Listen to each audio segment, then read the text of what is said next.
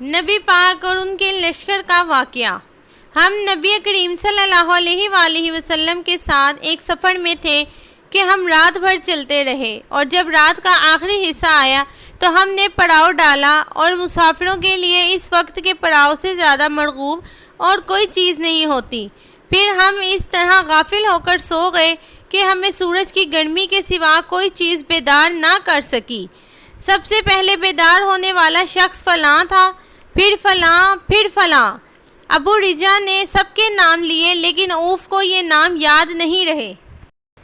پھر چوتھے نمبر پر جاگنے والے حضرت عمر بن خطاب رضی اللہ عنہ تھے، اور جب نبی کریم صلی اللہ علیہ وآلہ وسلم آرام فرماتے تو ہم آپ کو جگاتے نہیں تھے، یہاں تک کہ آپ خود بخود بیدار ہوں، کیونکہ ہمیں کچھ معلوم نہیں ہوتا کہ آپ پر خواب میں کیا تازہ وحی آتی ہے۔ جب حضرت عمر جاگ گئے اور یہ آمدہ آفت دیکھی، اور وہ ایک نڈر دل والے آدمی تھے، پس زور زور سے تکبیر کہنے لگے، اسی طرح با آواز بلند۔ آپ اس وقت تک تکبیر کہتے رہے جب تک کہ نبی کریم صلی اللہ علیہ وآلہ وسلم ان کی آواز سے بیدار نہ ہو گئے، تو لوگوں نے پیش آمدہ مصیبت سے متعلق آپ صلی اللہ علیہ وآلہ وسلم سے شکایت کی۔ اس پر آپ نے فرمایا کہ کوئی حرج نہیں، سفر شروع کرو۔ پھر آپ تھوڑی دور چلے، اس کے بعد آپ ٹھہر گئے اور وضو کا پانی طلب فرمایا اور وضو کیا اور اذان کہی۔ پھر آپ نے لوگوں کے ساتھ نماز پڑھی۔ جب آپ نماز پڑھانے سے فارغ ہوئے تو ایک شخص پر آپ کی نظر پڑی جو الگ کنارے پر کھڑا ہوا تھا، اور اس نے لوگوں کے ساتھ نماز نہیں پڑھی تھی۔ آپ نے اس سے فرمایا کہ اے فلاں، تمہیں لوگوں کے ساتھ نماز میں شریک ہونے سے کون سی چیز نے روکا؟ اس نے جواب دیا کہ مجھے غسل کی حاجت ہو گئی اور پانی موجود نہیں ہے۔ آپ نے فرمایا کہ پاک مٹی سے کام نکال لو، یہی تجھ کو کافی ہے۔ پھر نبی کریم صلی اللہ علیہ وآلہ وسلم نے سفر شروع کیا تو لوگوں نے پیاس کی شکایت کی۔ آپ پھر ٹھہر گئے اور فلاں یعنی عمران بن حسین رضی اللہ عنہ کو بلایا۔ ابو رجا نے ان کا نام لیا تھا، لیکن اوف کو یاد نہیں رہا، اور حضرت علی رضی اللہ عنہ کو بھی طلب فرمایا۔ ان دونوں سے آپ نے فرمایا کہ جاؤ پانی تلاش کرو۔ یہ دونوں نکلے، راستے میں ایک عورت ملی جو پانی کی 2 پکھالیں اپنے اونٹ پر لٹکائے ہوئے بیچ میں سوار ہو کر جا رہی تھی۔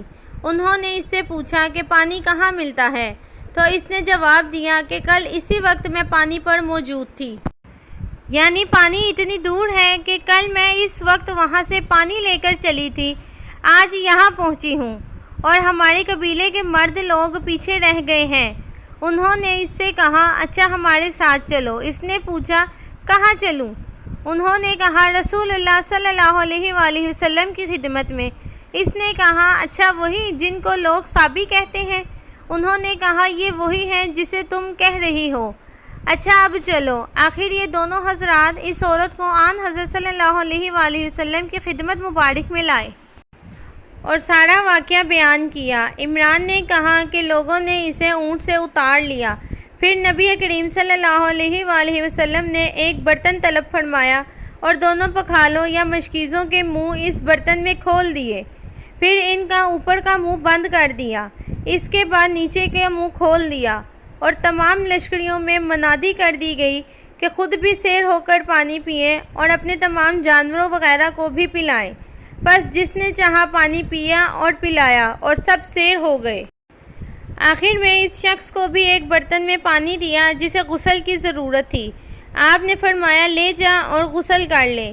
وہ عورت کھڑی دیکھ رہی تھی کہ اس کے پانی سے کیا کیا کام لیے جا رہے ہیں، اور خدا کی قسم جب پانی لیا جانا ان سے بند ہوا تو ہم دیکھ رہے تھے کہ اب مشکیزوں میں پانی پہلے سے بھی زیادہ موجود تھا۔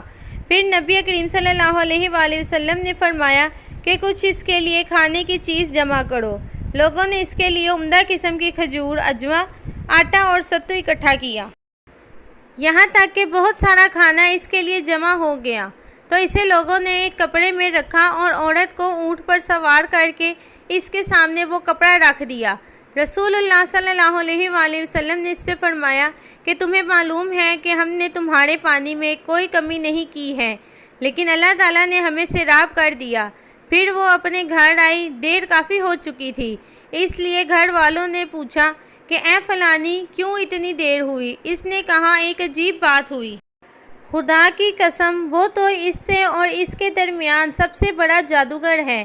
اور اس نے بیچ کی انگلی اور شہادت کی انگلی آسمان کی طرف اٹھا کر اشارہ کیا۔ اس کی مراد آسمان اور زمین سے تھی، یا پھر وہ واقعی اللہ کا رسول ہے۔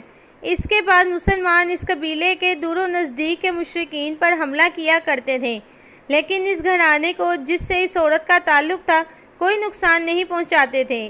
یہ اچھا برتاؤ دیکھ کر ایک دن اس عورت نے اپنی قوم سے کہا کہ میرا خیال یہ ہے کہ یہ لوگ تمہیں جان بوجھ کر چھوڑ دیتے ہیں، تو کیا تمہیں اسلام کی طرف کچھ رغبت ہے؟